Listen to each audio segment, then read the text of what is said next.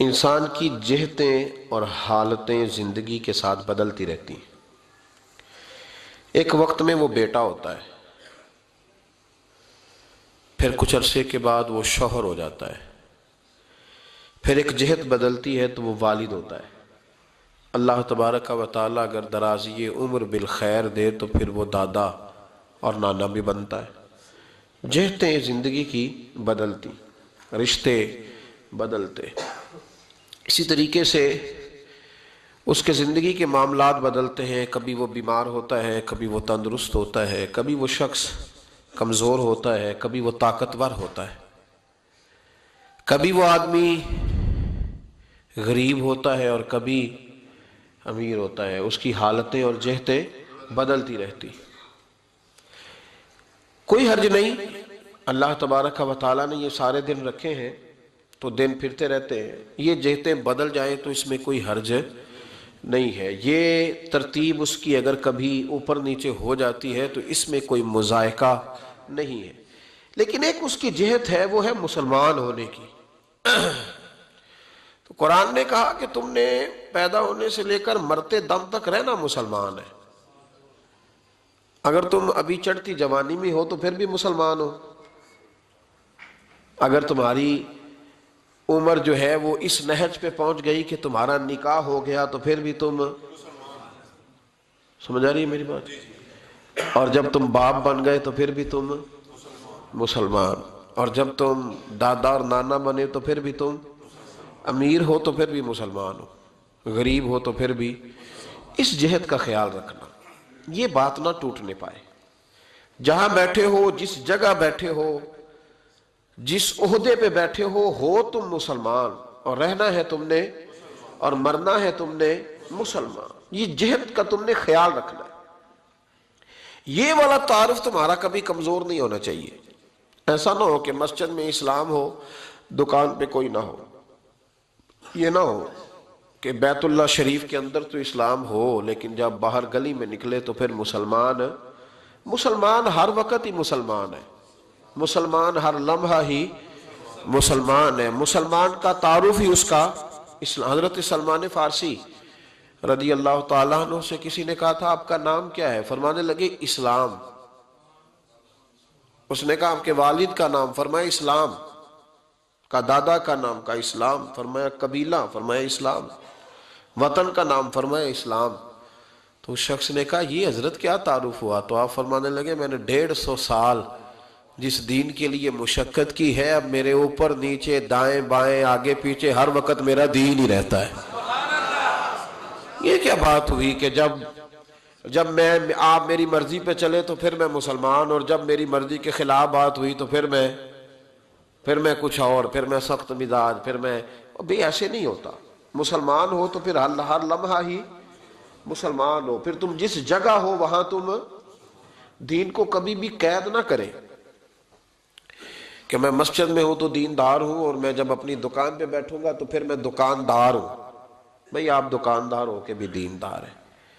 اور اسلام ویسے بھی معاملات کا مذہب ہے، اخلاقیات کا مذہب ہے۔ عبادات ضرور اس کا لازمی جزو ہے، لیکن اسلام معاشرے کی بات اور معاشرت کی بات کرتا ہے۔ ہمیں اپنے رویوں میں وہ تبدیلی بہرحال لانی پڑے گی جس سے چلتا پھرتا بھی مسلمان کسی کو اچھا لگے، جس سے گلی کوچے میں چلتا ہوا مسلمان اپنے دین کا نمائندہ محسوس ہو۔ لیکن بڑا خوبصورت اور بڑا میٹھا اور بڑا شاندار مسلمان، مسجد میں بڑی اچھی اس نے نماز پڑھی، وضو بڑا اچھا کیا، لیکن جب وہ گلی میں گیا تو کیلے کا چھلکا اس نے گلی میں پھینک دیا، اور جب اس نے بسکٹ کھایا تو اس کا ریپر اس نے گلی اور چوک میں پھینک دیا۔ تو مسلمان تو اس کو کہتے ہیں جو ہر لمحہ مسلمان ہو، وہ کسی کو تکلیف دے سکتا، مطلب ویسے وہ بڑا پکا کھرا سچا مسلمان تھا، لیکن جب وہ اپنا گھر بنانے لگا نا تو گٹر اس نے اونچا کر کے بنایا، اور اپنی موٹر سائیکل گزارنے کے لیے اس نے 3 فٹ جگہ گھیر لی ہے گلی کی۔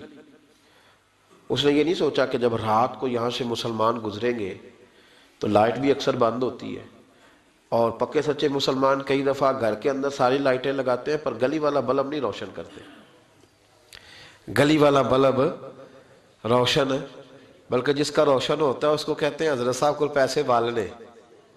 جس کا روشن ہوتا ہے اس کے بارے میں بھی بات ہضم نہیں ہوتی. کہتے ہیں سیٹھ صاحب کے پاس مال خاصا ہے اس لیے صبح تک لائٹ جلتی رہتی ہے. مطلب آپ انداز میں اکثر کہتا ہوں کہ 1.5 کروڑ کا جس کا مکان ہے نا وہ 10,000 روپیہ گلی میں لگانے کو تیار نہیں ہوتا. تو بھئی یہ کون سا مذہب ہے, یہ کون سا دین ہے جس کے اندر آپ, اور واپس آئے گا نا جب یورپ سے گھوم کے, یو کے سے گھوم کے, دبئی سے گھوم کے, تو کہے گا بھئی وہ لوگ نہیں سڑک پہ ریپر پھینکتے. تو میرا سوال ہے کہ تم نے وہاں پھینکا تھا جی؟ گاڑی میں سفر کرتے ہیں نا بیرون ملک, ہم پھینکتے ریپر. چلے اللہ سب کو مکے مدینے کی زیارت کرائے, تو وہاں پھینک دیتے ہو ریپر, تو یہاں کے کیوں پھینکتے ہو؟ وہاں کوئی گاڑی کے اندر اضافی بکس بنا ہوا ہے ریپر رکھنے کا؟ بولے اسی شاپر میں رکھتے ہیں نا ساری چیزیں, تو اس شاپر میں یہاں نہیں رکھ سکتے. لیکن ہمیں مزہ آتا ہے, اور لیکچر بھی ساتھ ساتھ چل رہا ہے, گاڑی کے اندر لیکچر ساتھ ساتھ دے رہا ہے کہ جی وہاں نہیں ایسا ہوتا. سبحان اللہ. تو یہاں کیوں ہو رہا ہے؟ کوئی خلائی مخلوق رہتی ہے وہاں. یہ گلیاں کس کی ہیں؟ ہماری نہیں. سڑکیں کس کی ہیں؟ ہماری نہیں. کھیت کھلیان کس کے ہیں؟ ہمارا وطن نہیں. کون کیوں کسی کا انتظار کر رہے ہو کہ باہر سے آئے گا تو کوئی خیال کرے گا؟ میرے رسول کریم علیہ السلام کی بارگاہ میں حضرت ابو بردہ رضی اللہ تعالیٰ عنہ حاضر خدمت ہوئے صحابی. ہم لوگ سمجھتے ہیں کہ دین بڑے بڑے لمبے چوڑے کام کرنے کا نام مذہب ہے, بڑے بڑے لمبے کام. جناب 450 فٹ کا بور کراؤ, ہر گلی میں اوپر پھٹی لگواؤ کہ یہ فلانے کے سالے ثواب کے لیے ہے, تو یہ بڑا کام ہے. یا جناب ایز اے اسپیشل کوئی ہاسپٹل ہی بناؤ تو یہ بڑا کام ہے. کوئی آپ جناب بہت بڑا ادارہ بنوا کے, اور ہمارے ہاں تو بہت سارے پروجیکٹ رکے رہتے ہیں صرف اس لیے کہ پھٹی کا مسئلہ ہوتا ہے, کس نے لگوانی ہے کس نے نہیں لگوانی, تختی کا مسئلہ ہوتا ہے. ہمارے ہاں تو اتنا بڑا حادثہ ہو گیا نا سائی وال کا, حکومت اپوزیشن سارے اس چکر میں ہے کہ میں نے آواز اٹھائی ہے تو مسئلہ حل ہوا ہے. سب اس چکر میں رہتے ہیں سب, اور جن کی ذمہ داری سی وہ کہتے ہیں میں ابھی صدمے میں ہوں. میں تو وہ ساری خبر پڑھ نہیں سکا, سارا کچھ دیکھ نہیں سکا, اس لیے کہ میرے بھی بچے ہیں چھوٹے چھوٹے, تو وہ دیکھا ہی نہیں جاتا. اور جس کے سینے میں دل ہے وہ دیکھ سکتا, وہ نہیں دیکھ سکتا. اور یہاں لوگ کہتے ہیں کہ وہ ابھی صدمہ ہے تو تھوڑا گزرے گا, تو حضرت صاحب سیاسی بات ہے تو اس پہ نہ ادھر ادھر کی تو بات کر, یہ بتا کہ قافلہ کیوں لٹا. مجھے رہزنوں سے غرض نہیں, تیری رہبری کا سوال ہے, تیری رہبری کا سوال ہے. ان بچیوں کے کبھی معصوم چہرے دیکھو نا, معصوم سے چہرے, تو وہ مجھے ایسے لگتا ہے کہ سوال بھی کوئی نہیں آنکھوں میں. میں کس کے ہاتھ پہ اپنا لہو تلاش کروں, تمام شہر نے تو پہن رکھے ہیں دستانے, کہاں تلاش کروں. لیکن لہو کا ایک کمال یہ ہے کہ خون پھر خون ہے, یہ ٹپکے گا تو جم جائے گا. دست قاتل پہ جمے یا کف صحرا پہ جمے, یہ جم جایا کرتا ہے. یہ باز یہ جم جاتا ہے, یہ اپنی نشانی چھوڑ جاتا ہے. سنو, امیر المومنین خلیفۃ المسلمین حضرت عمر فاروق نے کہا تھا, فرات کے کنارے, نہر فرات کے کنارے سخت گرمی اور پیاس میں اگر کوئی کتا مر گیا نا, کتا تو اللہ قیامت کے دن عمر سے پوچھے گا کہ حکومت تیری تھی تو اس کو پانی کیوں نہیں ملا تھا, تیری گورنمنٹ میں پانی کیوں نہیں ملا. کیا بات کرتے ہو صاحب. اور یہاں میں نے کہا کہ سب نمبر گیم کے چکر میں ہیں, سب نمبر گیم کے چکر میں, کہ میں نے ایسے کیا تو فلاں نے ایسے کیا. اللہ تبارک و تعالیٰ بڑا کریم ہے. جمعہ کا دن ہے, یہ دعا کرو دل سے کہ یا اللہ اگر تو حضرت عمر فاروق کے بعد حضرت عمر بن عبدالعزیز کو بھیج سکتا ہے تو کسی اور کو بھی بھیج دے. تو قادر مطلق ہے نا, مہربانی فرما, اب غرباء پر, مساکین پر, کمزوروں پر رحم فرما, اب فضل فرما. وہاں تو یہ حال تھا کہ حضرت زید بن, یہاں تو کہتے ہیں نا غلطی سے ہو گیا, حضرت زید بن حارثہ کہتے ہیں ایک جنگ کا موقع تھا, ایک شخص کفر کی طرف سے لڑتا آ رہا تھا, کفر کی طرف سے. فرماتے میں نے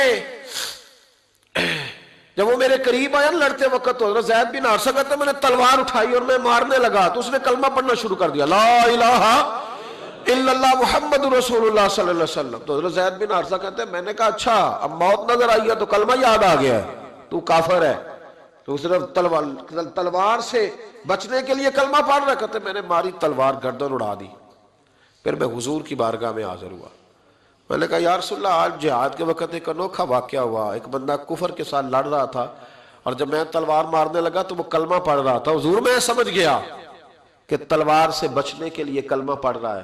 حضرت زید بن حارثہ کہتے ہیں حضور کی آنکھیں غصے سے سرخ ہو گئی. نبی کریم فرمانے لگے تو نے دل پھاڑ کے دیکھا تھا کہ وہ تلوار سے ڈر کے کلمہ پڑھ رہا ہے؟ جب وہ پڑھ رہا تھا کلمہ تو پھر تو کس طرح کا مجاہد ہے جس نے کلمہ پڑھنے والے کی گردن اڑا دی؟ وہ پڑھ رہا تھا کلمہ تو تجھے قبول کرنا چاہیے تھا. میرے بھائی یہ بڑا محتاط معاملہ ہے، لیکن مسئلہ یہ ہے کہ یہ کچھ دنوں تک یہ باتیں رہتی ہیں، پھر آہستہ آہستہ میری آنکھوں سے بھی رخصت ہو جائیں گی، آپ کی نظروں سے بھی رخصت ہو جائیں گی، لیکن وہ 2 بیٹیاں ساری زندگی نہیں بھلا سکتی. ان کے لیے تھوڑا سا مشکل ہے. ان پر جو طوفان تیزی سے گزرا ہے نا، گزرا تو چند منٹوں میں ہے لیکن صدیوں تک اس کی گونج رہے گی، صدیوں تک. اللہ تبارک و تعالیٰ کوئی فضل کر دے. اب تو ہم دعاؤں والی جگہ پہ آ گئے ہیں، چونکہ میری قوم تو انویسٹر ہے نا ان سب کی. میری قوم انویسٹر ہے، وہ انویسٹ کرتی ہے ان لوگوں پہ، ان کو لاتی ہے، بناتی ہے، خرچے کرتی ہے، پوسٹر چھاپتی ہے، شرم نہیں آتی، حیا نہیں آتی، ایسے لوگوں کو لاتی ہے. اور پھر کیا مطلب بات کی جائے. اور میں نے اس وقت بھی کہا تھا، میں پھر کہتا ہوں اور ببانگ دہل کہتا ہوں کہ نمبر پلیٹیں بدلنے سے گاڑیاں ٹھیک نہیں ہوتی. نمبر پلیٹیں بدلنے سے گاڑیاں ٹھیک نہیں ہوتی. گاڑی کا انجن بدلنے سے پھر ہی اس کا دھواں ختم ہوتا ہے. نمبر پلیٹ بدل کے چہرے وہی، باتیں وہی، کام وہی، یہ کس طرح صحیح ہو سکتا ہے؟ یہ تو نظام اس وقت ٹھیک ہو جائے جب اندر سے بولیے انجن بدلے جائیں گے، تب یہ معاملات صحیح ہوں گے. بس دعا کرو جمعے والے دن اللہ اپنی خاص رحمت فرمائے. بہرحال عام برسر مطلب حضرت ابو بردہ رضی اللہ تعالیٰ عنہ حاضر خدمت ہوئے. عرض کیا یا رسول اللہ صلی اللہ تعالیٰ علیہ وسلم، حضور کوئی کام بتائیں مجھے، میں کروں تو میری دنیا بھی بن جائے آخرت بھی بن جائے. کوئی کام بتائیں، کوئی حکم. آپ فرماتے میری جیب میں پیسے بھی تھے. حضور کہتے تو میں کنواں بھی کھدوا دیتا. سرکار فرماتے تو میں کسی مسجد کی جگہ میں وسعت بھی کر دیتا. کوئی حکم بتائیں تو کہتے حضور نے عجیب حکم بتایا. فرمایا اعزل الاذی عن طریق المسلمین. فرمایا ابو بردہ اگر تو نے نفع والا کام کرنا ہے نا جس سے تیری دنیا بھی بنے اور آخرت بھی بنے، تو فرمایا جب تو رستے میں چل رہا ہو نا تو جو چیزیں کسی کو تکلیف دینے والی ہو وہ رستے سے اٹھاتا جایا کر. وہ چیزیں رستے سے، مشکل کام ہے، خاصا مشکل ہے نا جی. رستے سے چیزیں اٹھاتے جایا کر. یہ وہ کام ہے جس سے تیری دنیا بھی بنے گی اور تیری آخرت بھی بنے گی، تجھے نفع ملے گا. تکلیف دینے والی چیزیں رستے سے اٹھا. حضرت خواجہ نظام الدین محبوب الہی رحمت اللہ علیہ کا ایک مرید آیا، کہنے لگا حضور لوگ بڑا تنگ کرتے ہیں، اب میں بھی تنگ ہی کروں گا. ہمارا دعویٰ ہے نا کہ میں اچھے کے ساتھ اچھا ہوں اور برے کے ساتھ، یہ کوئی کمال کی بات ہے. برے کے ساتھ تو سارے برے ہوتے ہیں، اچھے کے ساتھ تو سارے ہی. کمال تو یہ ہے کہ میں اچھے کے ساتھ بھی اچھا ہوں اور برے کے ساتھ بھی اچھا ہوں. یہ کمال ہے. یہ کاہے کا کمال ہے کہ جس طرح کا وہ اس طرح کا؟ یہ کوئی کمال نہیں. میرے بھائی حضرت جناب خواجہ صاحب رحمت اللہ علیہ سے حضرت محبوب الہی سے وہ مرید کہنے لگا حضور آپ ہمیشہ درگزر کی باتیں سناتے ہیں، لوگ تنگ کرتے ہیں. اب میں نے فیصلہ کر لیا ہے کہ جو میرے رستے میں کانٹے بچھائے گا میں بھی اس کے رستے میں کانٹے بچھاؤں گا. تو آپ فرمانے لگے بیٹا نہیں، کوئی کانٹے بچھائے تو کانٹے اٹھا لیا کر. اس نے کہا حضور نہیں میں نے بھی کانٹے بچھانے ہیں. تو آپ فرمانے لگے آدھی سڑک پہ تو نے بچھا دیے، آدھی پہ اس نے بچھا دیے، تو جتنے لوگ گزرے گے سب کے پیر زخمی ہو جائیں گے، پھر تو سارا روڈ کانٹوں سے بھر جائے گا. کوئی اٹھانے والا بھی تو ہونا چاہیے نا، کوئی کانٹے چننے والا بھی ہونا چاہیے. کوئی ایسا شخص موجود ہو جو رستوں کے کانٹے اٹھائے. میرے بھائی راہ کے ہم پر حقوق ہیں، رستے کے ہم پر. نبی پاک صلی اللہ علیہ وسلم نے رستے میں بیٹھنے میں منع کیا، لیکن فرمایا اگر بیٹھنا ہے تو تمہیں 5 کام کرنے پڑیں گے. گرمیوں میں جس کا دل کرتا ہے نا کہ کھلی ہوا میں بیٹھوں، بیٹھ لے پر 5 کام کرے، یہ بخاری ہے. جس کا دل کرتا ہے نا سردیوں میں گلی میں بیٹھوں دھوپ لوں، تو پھر وہ کتنے کام کرے گا؟ بولیے یا رسول اللہ صلی اللہ تعالی علیہ وسلم کیا کیا کرے تو رستے میں بیٹھنے کی اجازت ہے؟ تو نبی پاک صلی اللہ علیہ وسلم نے فرمایا رستے کا حق ادا کرو، 5 کام کرو. یا رسول اللہ کون کون سے؟ فرمایا اگر رستے میں بیٹھنا ہے تو نظریں نیچی کر کے بیٹھو. اس کو بھی اس کو بھی آنے والے کو بھی اور جانے والوں کو بھی دیکھنے کی تمہیں اجازت. رستے میں بیٹھنا ہے تو پھر نظریں نیچی کر کے بیٹھو. رسول کریم علیہ السلام نے فرمایا رستے میں بیٹھنا ہے تو دوسری شرط ہے. یہ شرطیں 5 لگائی نبی پاک نے, یہ بخاری ہے. فرمایا رستے میں بیٹھنا ہے تو دوسری شرط تمہارے لیے یہ ہے کہ جتنی چیزیں تکلیف دینے والی رستے میں پڑی ہوگی وہ بیٹھنے والے نے اٹھانی ہے. اس نے ایک نیا وہاں بیٹھ کے اذیت والا کام نہیں کرنا, بلکہ اس کی ذمہ داری ہے چونکہ رستے میں وہ بیٹھا ہے تکلیف دہ چیزیں اٹھائے گا. اور تیسری شرط نبی کریم علیہ السلام نے فرمایا تم پر ضروری ہے کہ تم نے سلام لینے والے کا جواب جلدی دینا ہے. رستے میں بیٹھنا ہے تو سلام لینے والے کا جواب جلدی دینا ہے. اور چوتھی شرط یہ ہے کہ تم نے رستے میں بیٹھے بیٹھے نیکی کا حکم دینا ہے اور برائی سے منع کرنا ہے.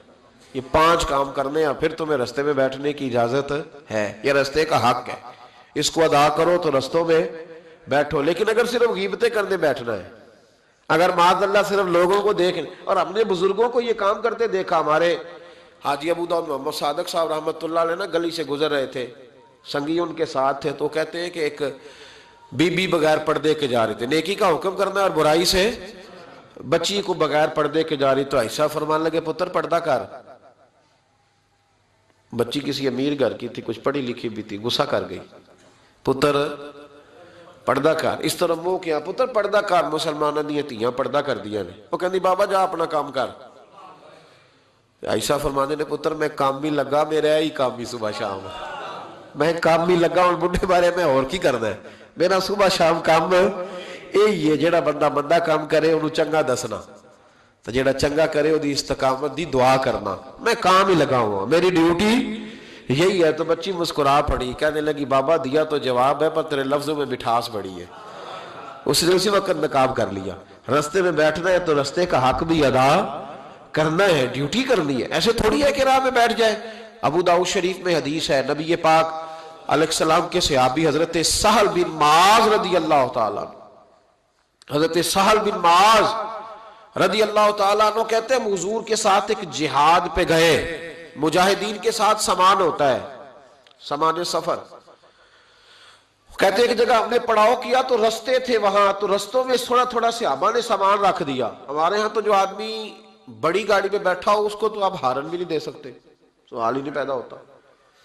اس لیے کہ وہ جس گاڑی میں بیٹھا ہے اس لیول کا اس کا روب ہے نا جناب, اس کو تو آپ ہارن بھی, اور اگر آپ نے دے لیا تو وہ شیشہ نیچے کرے گا, تو کہے گا تو جڑی آگ بجھاڑی تو لنگ جانا پہلا. چونکہ وہ اب اس کی مرضی ہے, چونکہ شہنشاہ وقت چڑھے ہوئے ہیں. اور پارکنگ کا مسئلہ اتنا خوفناک ہے کہ بڑے بڑے سیانے بندے گاڑی کے پیچھے گاڑی لگا جائیں گے, آپ ڈھونڈتے پھریں. اللہ خیر کر, اس کو پتہ ہے کہ گزرنا ہے, اس کو خبر ہے کہ یہ گاڑی والے کو تکلیف ہوگی, لیکن بس گزر جائیں گے.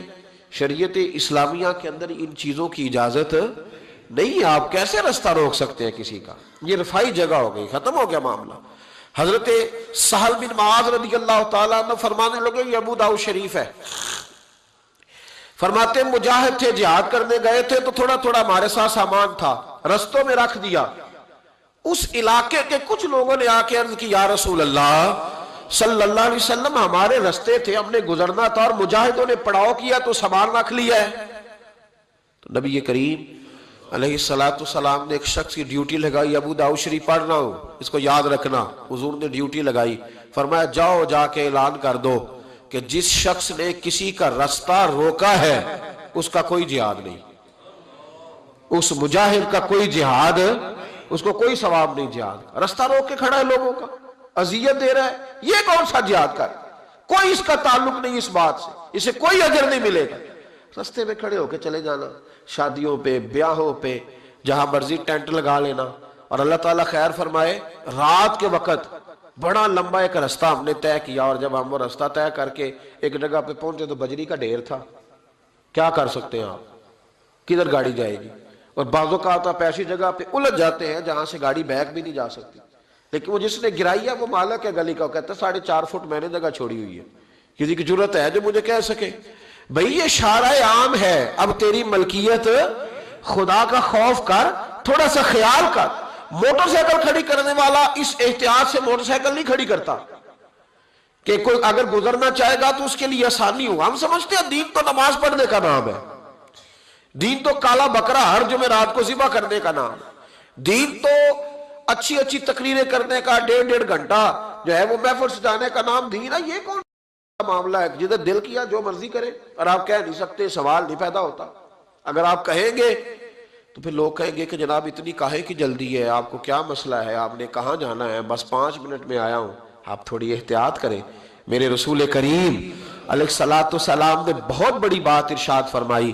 نبی کریم صلی اللہ علیہ وسلم کے آنے سے قبل جو امتیں تھیں نماز پڑھنے کے لیے مخصوص جگہ تھی، عبادت گاہوں میں لوگ نماز پڑھتے تھے، ہر جگہ نماز پڑھنے کی اجازت نہ تھی۔ جب حضور تشریف لائے، نبی رحمت صلی اللہ علیہ وسلم آئے تو حضور نے فرمایا لو بھی میرے قدموں کی برکت سے رب نے ساری زمین کو مسجد بنا دیا ہے، اب تم جہاں نماز کا وقت آئے مصلی بچھا کے پڑھ لینا، نماز ہو جائے گی۔ صرف مسجد میں نہیں، گھر میں بھی، چوک میں بھی، جہاں بھی موقع ملے۔ لیکن حضور نے فرمایا جہاں سے لوگ گزرتے ہو نا، شارع عام ہو، وہاں تمہیں نماز پڑھنے کی اجازت نہیں، وہاں نماز نہ پڑھنا، سائیڈ پہ ہو کے پڑھنا، ایسی جگہ جہاں لوگوں کو تکلیف نہ ہو۔ ہمارے جتنے پبلک پلیس ہیں، جتنے مقامات، اور آپ کسی کو کہہ دینا تھوڑی سی یہ جگہ چھوڑ دو تو کہتا ہے یہ نہیں مجھ سے ہو سکتا، اور جگہ تو ویسے ہی ساری گلیوں میں پکتی ہے۔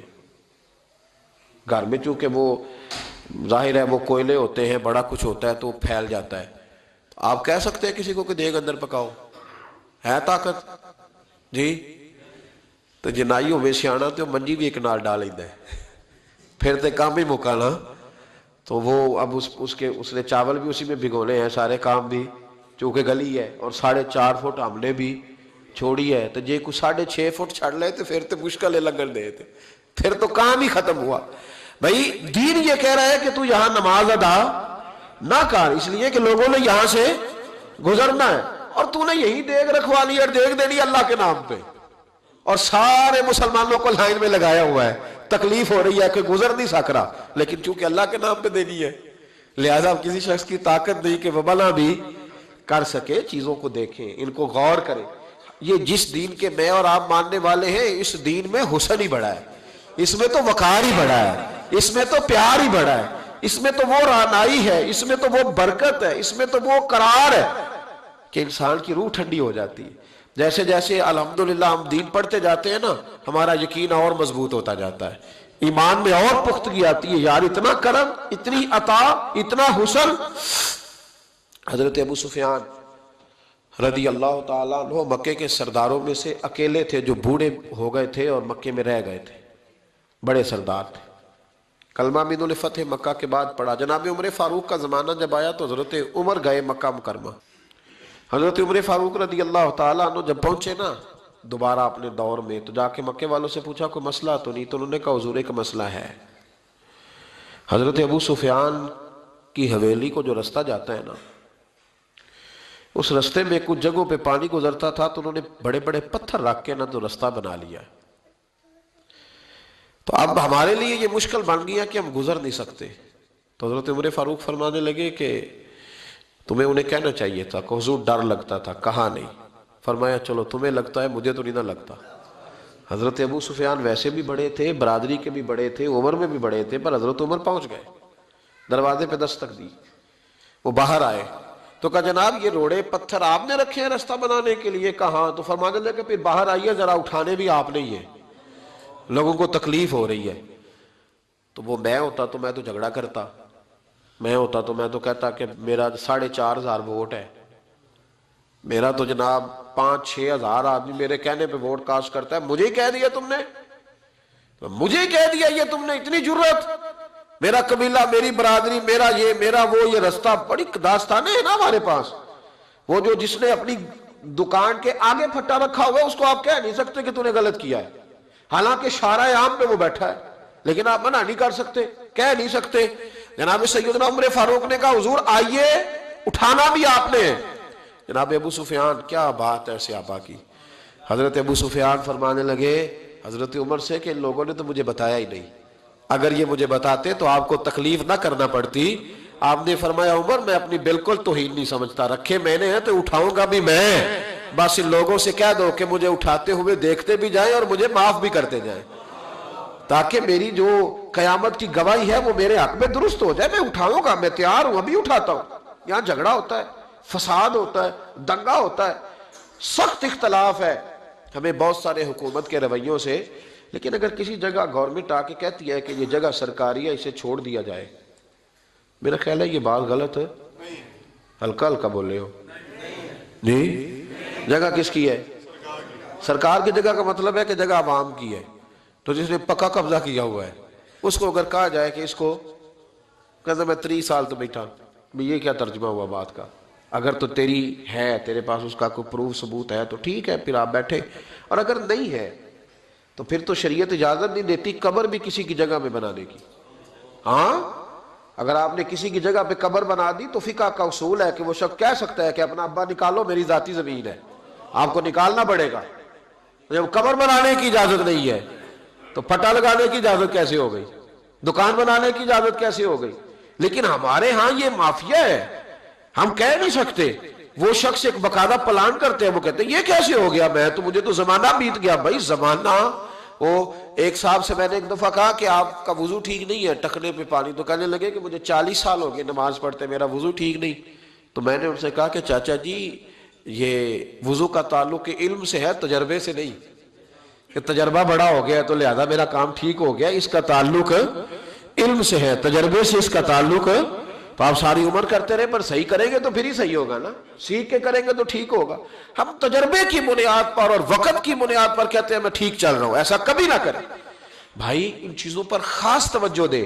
امام احمد بن حنبل رحمت اللہ علیہ کے پاس ایک شخص پڑھنے آیا کرتا تھا, تو امام صاحب بڑی محبت کرتے تھے, بڑا پیار کرتے تھے, شفقت کے ساتھ. یہ زیادہ محبتیں اور شفقتیں کئی دفعہ ان کا بڑا امتحان دینا پڑتا ہے. آپ 4 دفعہ ہنس کے بولتے ہیں تو سامنے والا کہتا ہے کہ اب جیسے میں کہوں نا آپ کو ویسے ہی کرنا پڑے گا, چونکہ آپ پورے 4 دفعہ ہنس کے بولے. تو اگر آپ سختی دکھاتے ہیں تو پھر وہ کہتے ہیں کہ ان کی اخلاقی رویہ ٹھیک نہیں ہے.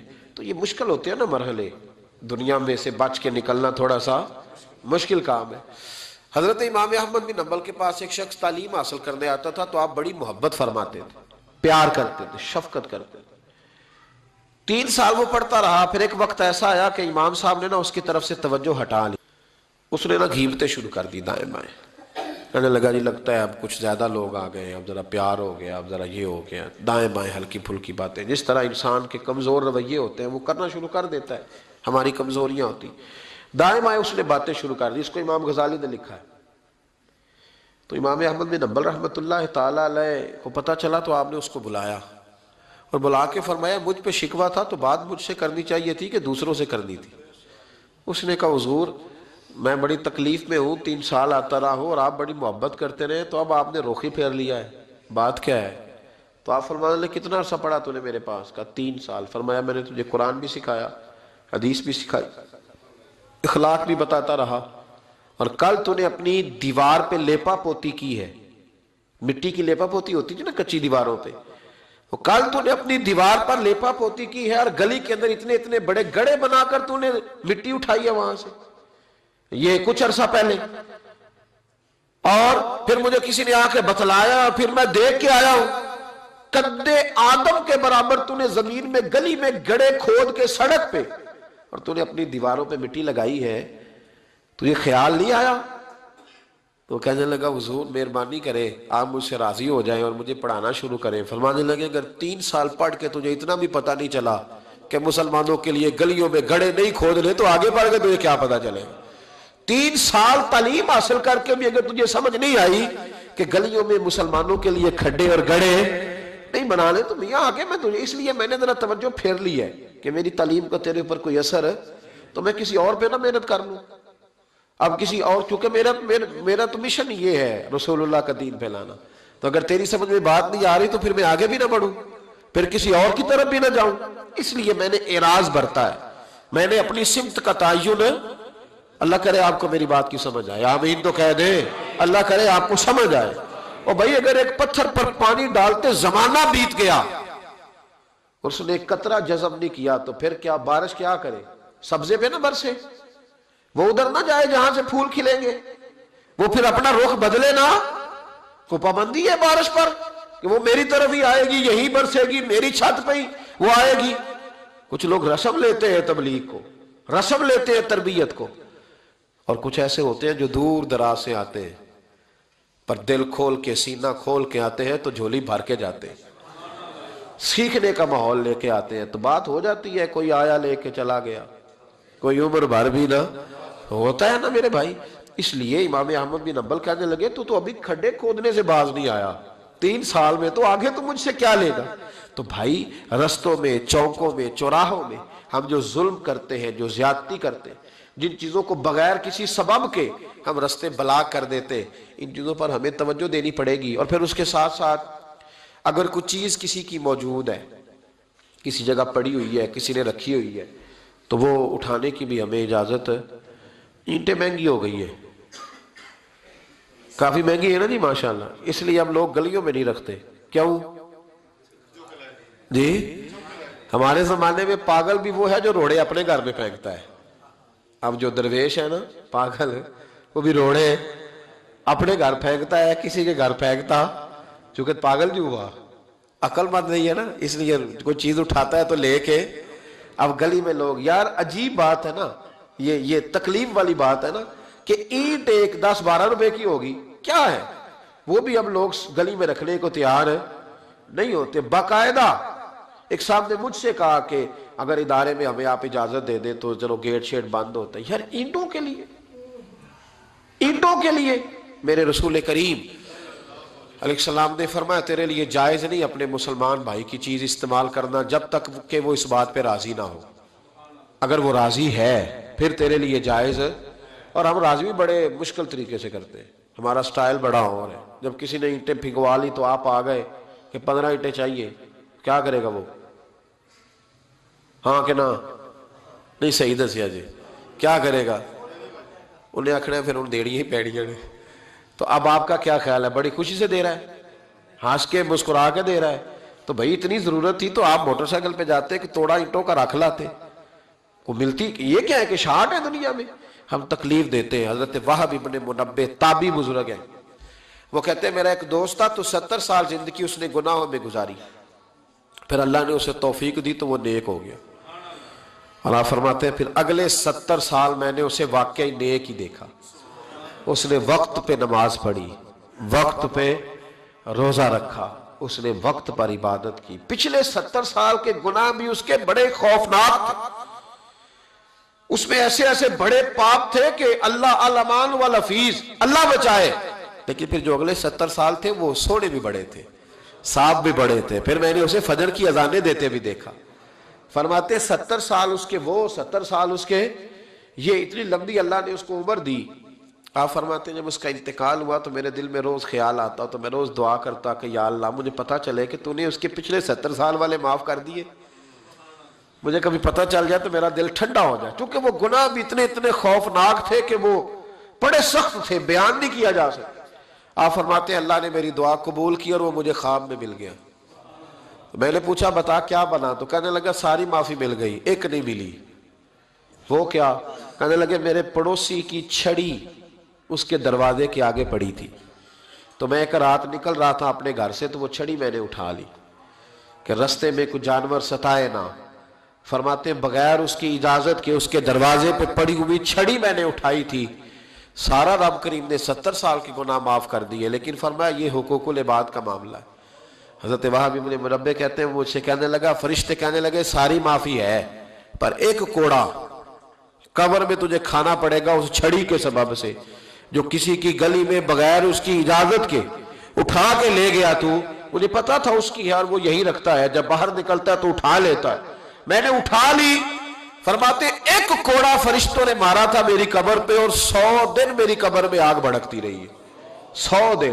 اب اللہ نے مجھے فضل کیا ہے اور معافی ملی ہے بغیر کسی کے۔ یعنی سودا خریدنے جاتے ہیں نا، ریڑھی والا بیچارہ کیا کہے گا؟ کم از کم غریب آدمی کا نا 1.5-2 کلو پھل سارا دن چکھنے والے لے جاتے ہیں۔ یہ کس بھاؤ ہے؟ اٹھا لیا۔ وہ کس بھاؤ ہے؟ اٹھا لیا۔ کیا تماشا ہے، کیا طریقہ ہے۔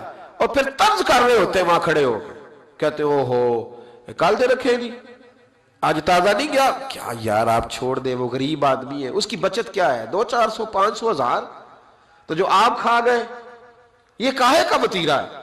کس طرح کا یہ رویہ ہے؟ یعنی انسان چھوٹا محسوس ہوتا ہے اس طرح کے کام کرتے. یہ کوئی اس کی پہلوانی نہیں، یہ کوئی اس کی دلیری نہیں، کبھی بھی کوئی چیز. اور پھر یہ تو ہے کسی کی چیز. ایک ہے وقف کی چیزیں، وقف کی چیزیں جو وقف ہے بالکل. یہ ہمارے نہروں پہ درخت ہوتے ہیں تو یہ کس کے ہیں؟ یہ قوم کے ہیں. ہمارے لیے اجازت نہیں کہ ہم جائیں تو وقف چیز سے جا کے مسواک بھی اتار کے لے آئیں. کہ ناراض ہو گیا جی؟ یہ شریعت اس کی بھی اجازت. اگر حکومت وقت اعلان کر دے کہ عام ہے، جس کا دل چاہے کہ وہ چیز اتار کے لے جائے، پھر تو ہے ٹھیک. لیکن اگر پابندی ہو کہ آپ نے ان کو اتارنا نہیں. ہم نے تو بہت سارے درخت تو ویسے ہی ختم ہو گئے ملک میں، کہیں کہیں رہ گئے. جس کا دل چاہا اس نے جہاں سے چاہا رات کو کاٹ لیا، ختم ہو گئی بات. وقف چیزوں کو تو ہم نے اپنی ملکیت سمجھ لیا ہے. مسجد کی چیز بھی اگر بیچی جائے گی تو ایک آدمی کو اختیار نہیں ہے، وہ کم از کم 3 لوگ بیٹھیں گے، 2 تو شرعی گواہ ہیں اور تیسرا وہ جو خریدے گا. تو وہ اپنی رضامندی سے، یعنی کوئی چیز اضافی ہو گئی، بڑا اے سی آ گیا تو چھوٹا اے سی بیچنا ہے، تب اس میں بھی کم از کم 2-3 لوگوں کی رائے کا ہونا ضروری ہے. ایسے ہی کسی عام آدمی کو یہ کام کرنے کی اجازت. وقف کا مال جو قومی ہے، ہمارے ہاں تو لوگ حضرت مولا علی شیر خدا کرم اللہ تعالیٰ وجہ الکریم کے بارے میں ہے نا کہ ایک مسجد کو ایک آدمی کوفے کی جامع مسجد سے تیل نکال کے لے جاتا تھا. لوگ تیل رکھ کے جاتے تھے کیونکہ بڑے بڑے چراغ مسجدوں میں جلتے تھے. تو جو لوگ جس طرح آج لوگ مسجدوں میں گلے لگے ہوتے پیسے ڈال جاتے، اس وقت تیل ڈال کے جاتے. وہ تیل نکال کے لے جاتا تو دلیل بڑی تگڑی دیتا تھا. بندے کہتے ہو تیل کی مسجد سے نکالتا ہے؟ تو کہتا ہے گھر بھی اللہ کا، بندہ بھی اللہ کا، تم کون ہوتے ہو پوچھنے والے؟ تو اب بڑی پکی دلیل ہے نا جی. وہ نیک روئے تھی، تابی صحابی لوگ تھے، وہ چپ کر جاتے. کسی نے حضرت علی سے کہا حضور یہ دلیل دیتا ہے. فرمانے لگے اب آیا تو مجھے بتانا. تو وہ آیا تو حضرت علی کو بتایا کہ حضور آیا ہے. باہر نکلا تو آپ نے پکڑ کے ستون سے باندھ لیا دونوں ہاتھ. شیر خدا تھے نا، اور علم کے شہر کے دروازے تھے مولا کائنات. ہاتھ میں درہ پکڑا اور 3-4 مارے تو کہنے لگے یہ کیا کر رہے ہو؟ فرمانے لگے بندہ بھی اللہ کا، درہ بھی اللہ کا بنایا ہوا. تو آپ ذرا اللہ کا بندہ تھوڑی مار کھائے نا. تو کہنے لگا حضور معاف کر دے، مجھے کیا خبر تھی کہ علی سے ہی ملاقات ہو جائے گی، اب نہیں کروں گا. ہے نا عجیب فلسفہ ہمارا کہ جی وہ سرکاری ہے جی، ہماری ہے جی. بلکہ لوگ دلیری کرتے ہیں ہمارے ٹیکسوں کی آئی ہے. سبحان اللہ، بڑا تو ٹیکس دیتا ہے، اللہ خیر کرے. بڑے کروڑوں روپے تم نے قومی خزانے میں جمع کرائے، ٹیکس دیتے ہیں جی. ہم کیا مسئلہ ٹیکس دیتے ہو؟ کہتے 10 روپے کٹ دیں میرے موبائل چ جو تو میں ایزی لوڈ کر. یہ دلیلیں ہیں ہماری نفس کو مطمئن کرنے کے لیے. یہ قوم کا، ملک کا، ملت کا مال، کبھی بھی اس کو ذاتی نہ سمجھا. میرے نبی کریم علیہ الصلوۃ والسلام کا جو حضور نے ہمیں جو مزاج دیا، حضور ذاتی، جب آپ کسی کا ذاتی معاملہ لیتے ہیں نا، ہمارے یہاں پتہ کیا حال ہے، وہ پیر صاحب باقی تو ہر معاملے میں مرید سے توقع رکھتے ہیں کہ وہ میرے ہر معاملے میں دخل اندازی کرے. یعنی میں اگر روڈ پہ نکلوں تو استقبال بھی کرے، اور میں چندے کا اعلان کروں تو چندہ بھی دے، میری جماعت کو بھی آگے بڑھائے. لیکن اس کا کوئی مسئلہ ہے تو پھر اس کا ذاتی ہے. نبی پاک نے ہمیں یہ مزاج. میں لاہور میں تھا، سفر جب لوگ زیادہ کرتے ہیں تو تجربہ بھی ان کا بڑھتا جاتا ہے، لوگوں سے بندہ جیسے جیسے ملتا ہے. تو ایک شخص نے مجھے کہا، شاید میں نے پہلے بھی بتایا تھا، کہنے لگا جی کچھ مریدوں کو منع کریں، انہوں نے رکشے پہ لکھوایا ہو سب میرے پیر کی دعا ہے.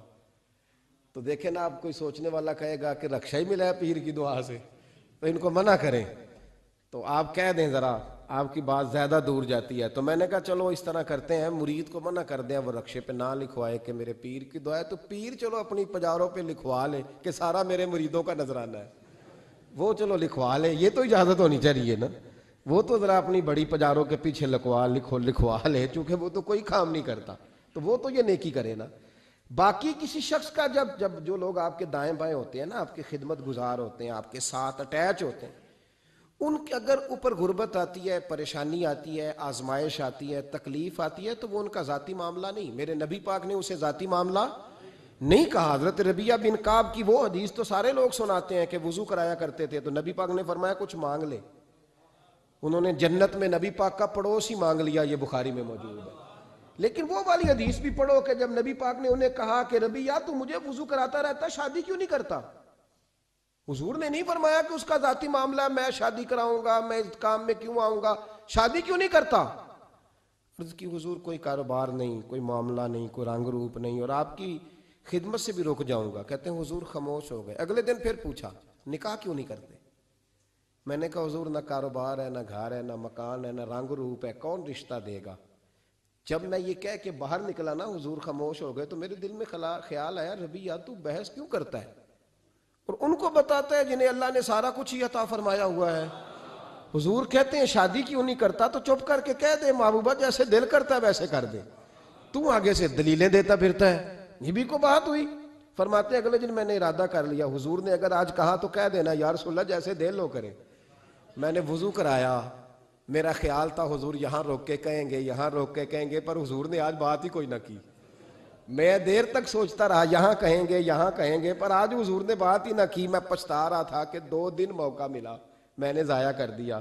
فرماتے ہیں وضو پورا کرا کے جب میں باہر نکلا دروازے تک پہنچا تو محبوب نے آواز دی. بات سن میں ٹھہر گیا. فرمایا شادی کیوں نہیں کرتے؟ کہتے ہیں میرا تو دل پھولوں کی طرح کھل اٹھا. میں نے کہا یا رسول اللہ جیسے دل کرتا ہے کرا دے. نبی پاک علیہ الصلوۃ والسلام نے فرمایا فلاں قبیلے کے سردار کے پاس جاؤ، اسے کہا اپنی بیٹی کا نکاح تیرے ساتھ کر دے. کہتے میں گیا، تھوڑی دیر کے لیے توقف کیا انہوں نے، لیکن پھر وہ راضی ہو گئے. میں واپس آیا، سنو یہ جی اس کا ذاتی معاملہ ہے، لیکن نبی پاک نے دیکھا کہ اس کو ضرورت ہے میری، اس کا نکاح نہیں ہو رہا، گھر نہیں آباد ہو رہا، تو حضور نے پورا کردار ادا کیا. میرے محبوب کریم علیہ الصلوۃ والسلام نے حضرت حارثہ بن نعمان کو بلایا. فرمایا تیرا ایک مکان خالی ہے؟ کہ یا رسول اللہ ہاں. فرمایا یہ میرے ربیہ کو دے دے، اس میں رہا کرے گا، دلہن کو لائے گا. حضرت بریدہ اسلمی کو بلایا. فرمایا ایک کھجور کی گٹھلی کے برابر سونا چاہیے. یا رسول اللہ کس لیے؟ فرمایا میرے اس غلام نے اپنی بیوی کو حق مہر دینا ہے. حضرت سیدنا عثمان غنی کو بلایا، تیسرے صحابی. فرمایا ایک مینڈے کا بندوبست تو نے کر کے دینا ہے. حضور کس لیے؟ فرمایا میں نے اپنے غلام کا ولیمہ کرنا ہے، بکرے کا بندوبست کر. ساری تیاریاں کر کے دیں. حضرت ربیہ کہتے ہیں جب میں دلہن بیاہ کے گھر لایا تو میرے دوست یار رشتہ دار مبارک دینے آئے. کہنے لگے تیری کیا بات ہے، شادی بھی اعلیٰ خاندان، ولیمہ بھی، اور کھجور کی گٹھلی کے برابر حق مہر بھی. تو حضرت ربیہ رو پڑے. فرمانے لگے میں تو کالا کلوٹا حبشی غلام تھا، سلام بھی کوئی نہیں لیتا تھا، مجھے مبارک نہ دو، میرے مصطفیٰ پہ درود و سلام پڑھو. یہ سارا حضور کا کرم ہے. کہتے ہیں اس کا ذاتی معاملہ ہے، بھئی سارا دن تیرے ساتھ رہتا ہے، اٹھتا ہے بیٹھتا ہے، تیری نوکری کرتا ہے، تو نے کبھی پلٹ کے دیکھا ہی نہیں، تو نے کبھی اشک شوئی نہیں کی، تو نے اتنا ٹائم ہی نہیں دیا کہ تیرے کندھے پہ سر رکھ کے رو سکے، تیری توجہ ہی نہیں. نبی رحمت علیہ السلام دائیں بائیں والوں آگے پیچھے والوں کا خیال رکھتے، جہاں جس کو ضرورت ہوتی حضور اس کی ضرورت میں پہنچتے، اشک شوئی کرتے، نبی پاک پیار کرتے. کہتے ہیں اس کا ذاتی معاملہ ہے، میں کیا کروں؟ سنو حضرت جابر بن عبداللہ رضی اللہ تعالیٰ عنہ کے جو والد تھے نا حضرت عبداللہ بن عمر رضی اللہ تعالیٰ عنہ، وہ اعلیٰ ترین احد کے شہید ہیں کہ نبی پاک فرماتے ہیں رب کریم نے خود ان سے گفتگو فرمائی ہے، خود ان سے گفتگو کی اللہ تبارک و تعالیٰ نے. حضرت جابر بن عبداللہ کے والد عبداللہ بن عمر احد میں شہید ہو گئے تھے. 6 یا 10 بہنیں تھیں ان کی. قرضے چڑھ گئے، کاروبار میں نقصان ہو گیا. ضروری نہیں کہ کوئی آدمی دھوکے بازی ہو تو وہ مقروض ہوتا ہے، یہ ضروری نہیں. تلک الایام نداولھا بین الناس، اللہ لوگوں کے دن پھیرتا ہے، حالات تبدیل کرتا ہے. اب صحابی پہ کچھ حق کر سکتا ہے، لیکن حضرت جابر کہتے ہیں اتنا قرضہ چڑھ گیا کہ ایک ایک بال میرا قرضے میں ڈوب گیا. قرضے بڑے دینے تھے، مقروض آتے، تنگ کرتے. خود نبی کریم علیہ السلام نے فرمایا ہے کہ جو مقروض ہوتا ہے وہ قیدی ہوتا ہے، جب تک قرض دے نہیں لیتا اتنی دیر تک وہ آزاد نہیں ہوتا. حضرت جابر ابن عبداللہ کہتے ہیں میرے باغ میں کھجوریں پکی تھیں. یہ بخاری میں بھی ہے، کنز المال میں بھی ہے، ابن کثیر میں بھی ہے، امام حلبی نے سیرت حلبیہ میں بھی لکھا ہے، 20 درجنوں کتابوں میں آپ کو روایت ملے گی. فرمانے لگے کھجوریں جب میری پک کے تیار ہو رہی تھیں تو مقروض جب پیسے لینے آتے تو میں کہتا قرضے یہ کھجوریں پکتی ہیں تو دیتا ہوں. یہ ہم پنجاب کے لوگ کیا کہا کرتے تھے، ہاڑی سونی جی، یہاں چاول کی فصل پہ، یہاں گندم کے. ہم نے تو کپڑے لیے ہوتے تھے ادھار دکانوں سے کہ فصل پکتی ہے تو پھر دے دیتے ہیں، کہا کھجوریں پکتی ہیں تو دیتا ہوں.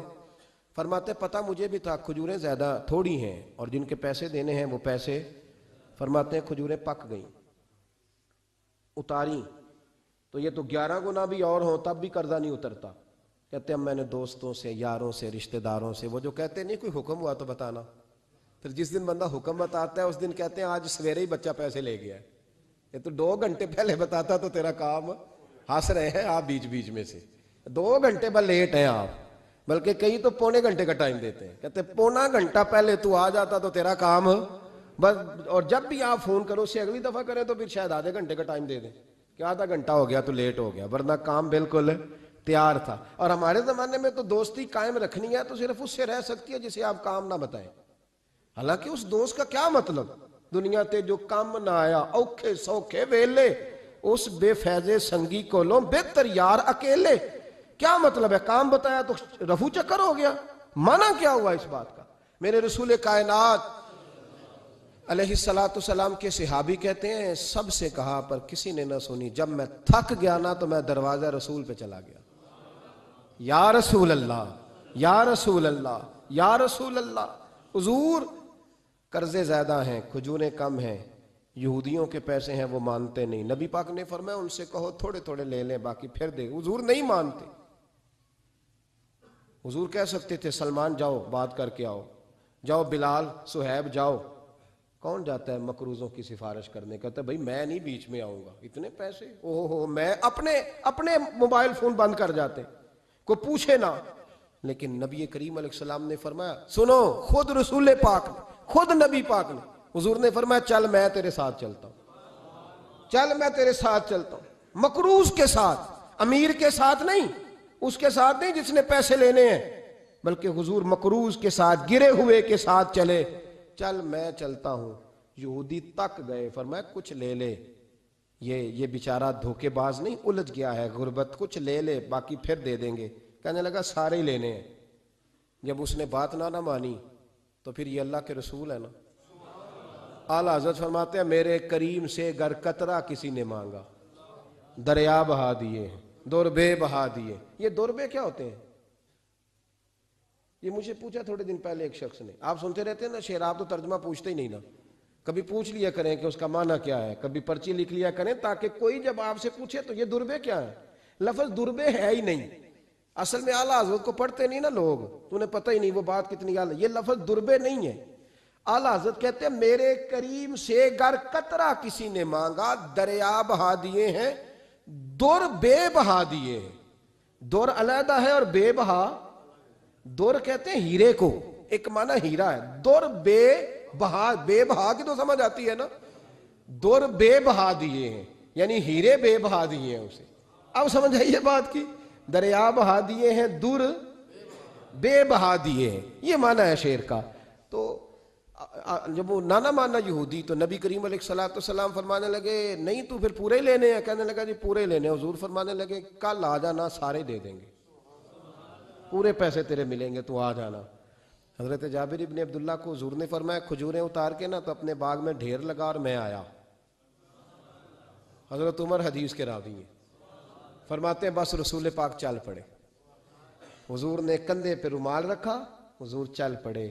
کوئی چٹائی نہیں بچھائی، حضرت جابر کہتے ہیں کوئی صوفہ نہیں رکھا، کوئی پھولوں کے ہار نہیں. حضور آئے، 2-3 چکر میرے باغ کے لگائے اور کھجوروں کے ڈھیر کے پاس بیٹھ گئے. فرمایا بلا جس کے پیسے دینے، بلا، اب تنگی یہ داماں پہ نہ جا اور بھی کچھ مانگ، بلا. فرماتے بندے کو بلایا. حضور نے فرمایا کتنے پیسے؟ حضور اتنے درہم دینار ہے. فرمایا کھجوریں تولتا جا اور دیتا جا. فرماتے ہیں میں دیتا گیا. میں نے کہا حضور اس کے پیسے پورے ہو گئے. حضور مسکرا کے فرمانے لگے چل 4-5 کلو کھجوریں اضافی دے دے، کوئی حرج نہیں. کہتے ہیں وہ بھی دے دی. حضور نے فرمایا بلا دوسرے کو. فرمایا اس کو بھی بلایا. تولتا گیا، دیتا گیا. حضور پورے ہو گئے. نبی کریم علیہ السلام نے فرمایا چل 4-5 کلو کھجوریں زیادہ دے دے. کہتے ہیں قرضے بھی دے دیے، 5-5 کلو کھجوریں بھی زیادہ دے دی. محبوب اٹھے، کچی زمین پہ بیٹھے تھے. حضور نے لباس مبارک کو جھاڑا، رومال کندھے پہ رکھا. فرمایا میں مسجد جا رہا ہوں، وہاں آ کے مجھے خبر دینا، وہاں آ کے مجھے بتلانا کہ جب میں آیا تھا تب کھجوریں زیادہ تھی کہ جب واپس گیا ہوں تب زیادہ ہے. وہاں مجھے آ کے اطلاع دینی ہے، بتانا ہے مجھے. وہاں آ کے میں جا رہا ہوں، مجھے بتانا ذرا وہاں آ کے. حضرت جابر ابن عبداللہ کہتے ہیں میں نے کھجوریں تولی، میں تھک گیا. ڈھیر تو چھوٹا تھا پر وزن ہی بڑا نکلا. کہتے ہیں میں تھک گیا، جتنی دی تھی نا اس سے زیادہ تول کے باقی پڑی رہنے دی، میں مسجد میں گیا، ذرا لفظ سننا حدیث کے، کہتے ہیں مسجد میں گیا، جا کے عرض کی یا رسول اللہ میں تول آیا ہوں، جب آپ آئے تھے تھوڑی تھی اور جب واپس آئے ہیں تو کئی گنا بڑھ گئی ہیں۔ حضور نے پتہ کیا فرمایا؟ فرمایا یہ بات نا جو تو نے مجھے بتائی ہے یہ بات ذرا میرے عمر فاروق کو بھی بتا، عمر بڑا راضی ہوگا، عمر کو بھی بتلا یہ بات۔ گویا نبی پاک کے معجزات کی، فضائل کی، شمائل کی باتیں جب بتائی جاتی تھیں صحابہ کے دل ٹھنڈے ہوتے تھے۔ عمر کو بھی بتا، عمر راضی ہوں گے۔ جناب جابر ابن عبداللہ رضی اللہ تعالیٰ عنہ فرماتے ہیں میں حضرت عمر کے پاس گیا، میں نے کہا عمر میری یہ رائے تھی کہ جتنی میری کھجوریں ہیں 11 گنا اور بھی اتنی ہوں تو پھر بھی قرضہ نہیں اترتا، لیکن سارے قرضے بھی اترے، 5-5 کلو کھجوریں بھی زیادہ دے دی اور پہلے سے زیادہ کھجوریں پڑی ہیں۔ تو کہتے ہیں حضرت عمر کی آنکھیں روشن ہو گئیں، چہرہ مسکرانے لگا، کہنے لگا تو اب بتا رہا ہے نا، اب واپس آ کے رزلٹ سنا رہا ہے، تو صحابہ سے پوچھ لے جب نبی کریم گئے تھے تو میں نے اسی وقت کہا تھا، حضور کے جاتے ہی میں نے کہا تھا اب دیکھنا رب کریم جابر بن عبداللہ پر ساری ہی رحمت نازل فرما دے، اللہ ہر قسم کا کرم فرمائے گا، خیر ہی خیر ہو جائے گی، دیکھ لے میں نے پہلے بتلا دیا۔ میرے نبی پاک سلام چھوٹی چھوٹی باتوں کا خیال رکھ، چھوٹی چھوٹی چیزوں پر توجہ دیتے، خیال کرتے کس کو کس وقت کس چیز کی کہاں حاجت ہے، اس کی وہ حاجت پوری کی جاتی، اس کا دھیان رکھا جاتا۔ حضرت جابر خود فرماتے، یہ مسلم کے لفظ ہے، فرماتے ایک دفعہ میں حضور کے ساتھ جہاد پہ گیا تھا، میرا اونٹ کمزور تھا، میں پیچھے رہ گیا۔ ہمارے یہاں شرط لگتی ہے نا، اللہ تعالیٰ خیر فرمائے، ایک بھائی گاڑی خریدتا ہے پھر دوسرا چاہے زیور بیچے اس نے بھی خریدنی ہوتی ہے، ورنہ گھر میں گھسنے کی اجازت نہیں ملتی، بہت سارے خرچے، یہ جو جوائنٹ فیملی سسٹم ہے نا، اکٹھے جہاں بھائی رہتے ہیں 3 4 5 6، اس کے بہت سارے خرچے ضد کی وجہ سے بڑھ جاتے ہیں، اس نے کیا ہے تو لہذا میں نے بھی، ہوتا ہے نا جی ایسے، تو پھر اس ضد میں کوئی پیچھے پلٹ کے نہیں دیکھتا کہ چلو جو پیچھے رہ گیا اس کا بھی ہاتھ پکڑے ساتھ آ جائے، دوڑتے رہتے ہیں، اس میں بیچارے کئی تھک جاتے ہیں، کئیوں کے پیر دوڑ دوڑ کے سوج جاتے ہیں، بڑے مسئلے بنتے ہیں، لیکن پیچھے پلٹنے کو کوئی تیار ہے؟ اس دوڑ نے ہمیں تھکا کے رکھ دیا ہے۔ مسلم میں ہے جناب جابر ابن عبداللہ کہتے ہیں حضور کے ساتھ میں جہاد پہ گیا، واپس آ رہا تھا، میرا اونٹ کمزور تھا، بوڑھا تھا، بیمار تھا، سب لوگ آگے گزر گئے، میں پیچھے رہ گیا، کچھ میں پریشان رہتا تھا غربت سے، تو میں مایوس بھی تھا، ذرا پیچھے رہ گیا، پریشان تھا۔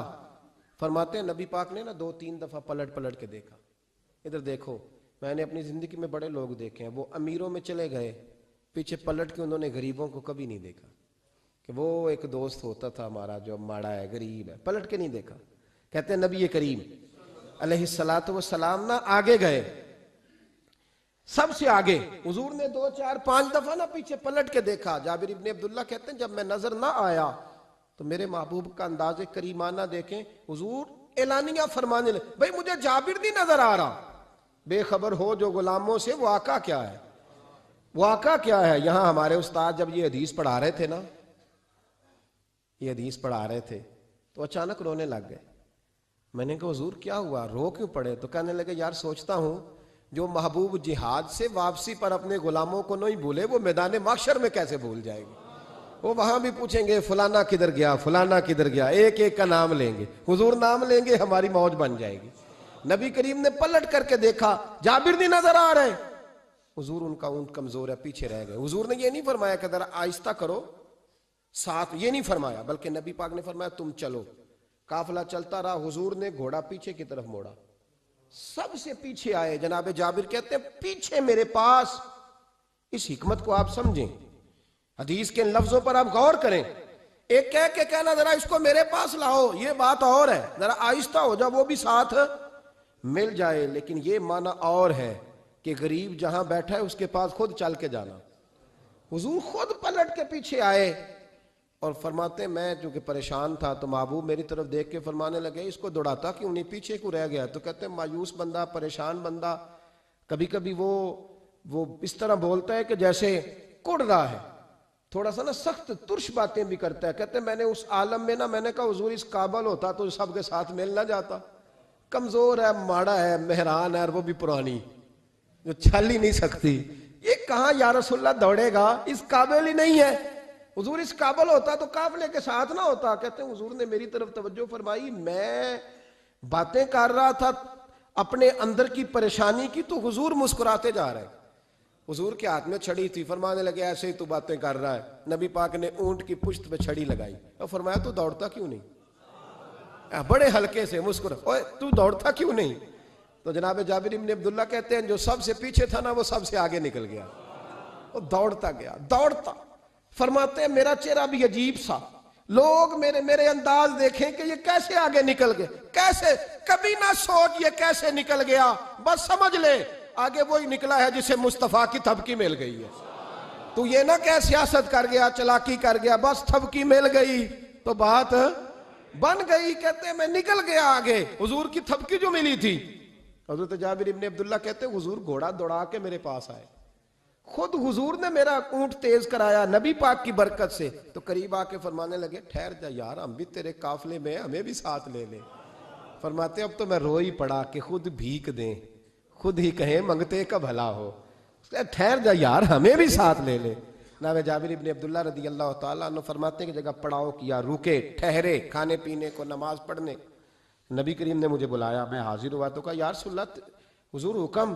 تو محبوب فرمانے لگے جابر یار تیرا اونٹ میں نے نرالا ہی دیکھا, بوڑھا ہو کے سب سے آگے نکل جاتا ہے, بیمار ہو کے, کمزور ہو کے.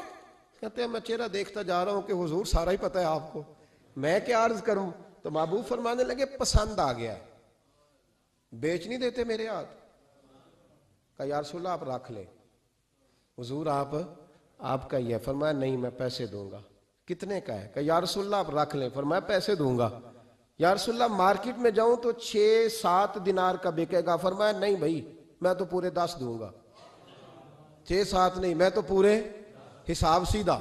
6-7 کا کیا حساب ہوا, 10 پورے کا. حضور پھر بندہ نوازی ہے نا, کون بول سکتا ہے. حضور نے فرمایا بلال تیرے پاس 10 دینار تھے. حضور ہیں. فرمایا ان کو دے دو, اونٹ کے پیسے رکھ لو اور مال نہ مدینے جا کے دے دینا.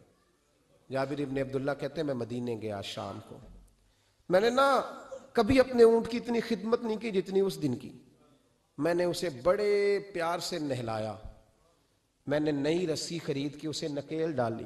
آج محبوب کی بارگاہ میں لے کے جانا ہے.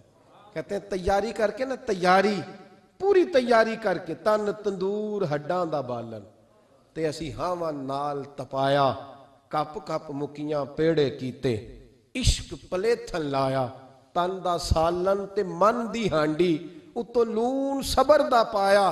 غلام فریدا وے میں ساری تیری, تینوں اجے یقین نہیں آیا. کہتے ہیں اسے بڑے پریم سے, بڑی محبت سے سجا کے, سوار کے, نکھار کے, تیار کر کے میں نبی کریم کی بارگاہ میں لے کے گیا. ظہر کی نماز پڑھ کے حضور نکلے, میری طرف دیکھا.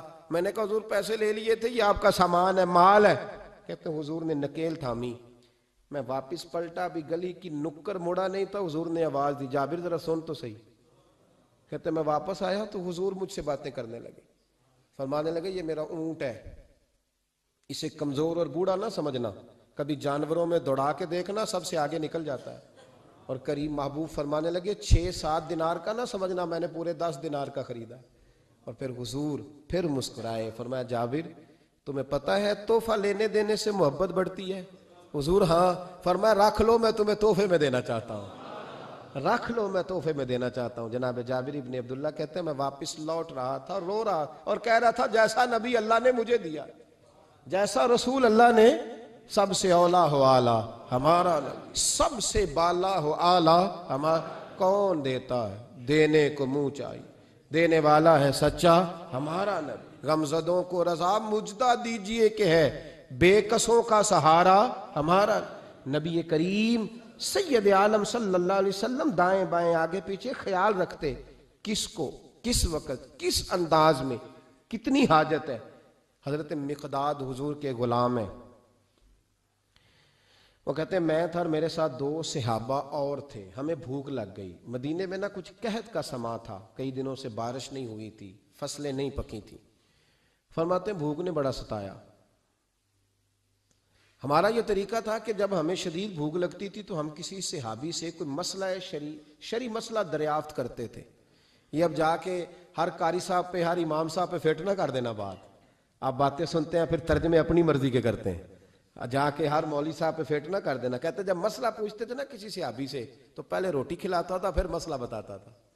اب میں پہلا وضاحت کر لی یہ گل دی, آپ، اس لیے میں نے اگلی بات بعد میں کی ہے، کیونکہ آپ نے اسی حساب سے روٹی کھلانی ہے نا جس حساب سے اپنے امام کو تنخواہ دیتے ہو، اسی حساب سے روٹی کھانی ہے نا اس بیچارے۔ تو فرمانے لگے کہ جب نہ ہم کسی شخص سے، کسی صحابی سے مسئلہ پوچھتے نا تو پہلے وہ، اس لیے یہ جو آستانوں پہ لنگر ہوتا ہے، یہ جو بزرگان دین خانقاہوں پہ لنگر رکھتے ہیں، یہ صحابہ کا طریقہ ہے کہ جس کو دین بتایا جاتا تھا اسے پھر لنگر بھی کھلایا جاتا ہے۔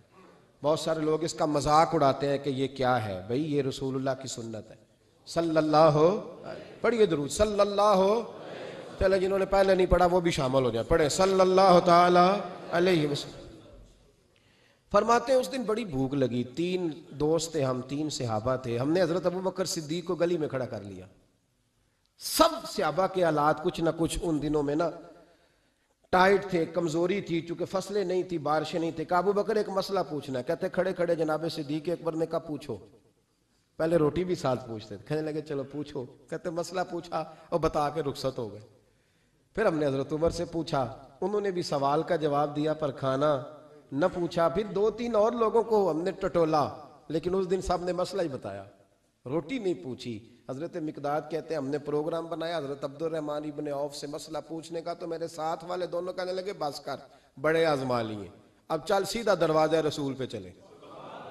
اب مسئلہ پوچھنا ہے تو ان سے پوچھنا ہے جن سے سن کے ساری دنیا مسئلے بتاتی ہے، انہی سے پوچھتے ہیں، ڈائریکٹ چلتے ہیں۔ کہتے ہیں ہم آئے مسجد نبی میں، حضور بیٹھے تھے، حضرت مقداد کہتے ہیں ہماری بکریوں کے تھنوں میں دودھ خشک ہو گیا تھا، حضور تشریف فرما تھے، السلام لی، دست بوسی کی، اتحیات میں بیٹھ گئے، حضور ایک مسئلہ پوچھنا تھا، حضور مسکرائے، فرمانے لگے لگتا ہے بھوک لگ رہی ہے تم تینوں کو، مجھے مسئلے کی سمجھ آ گئی، بھوک لگی ہوئی ہے یا رسول اللہ بڑی؟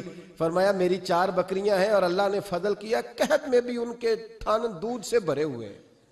فرمایا جاؤ، 3 تم ہو، چوتھا میں ہوں، اس طرح کرنا، 3 بکریوں کا دودھ تم پی لینا، 1 کا میرے لیے لے آنا۔ کہتے ہیں یا رسول اللہ ہم پی آئے، تو حضور نے فرمایا رکو، جب تک تمہارا دل کرے میرے مہمان بن سکتے ہو۔ فرماتے ہم 3 دن نبی پاک کے مہمان رہے، صبح و شام 4 بکریوں کا دودھ دھوتے، 3 کا پی لیتے، 1 پیالہ حضور کے لیے رکھ لیتے۔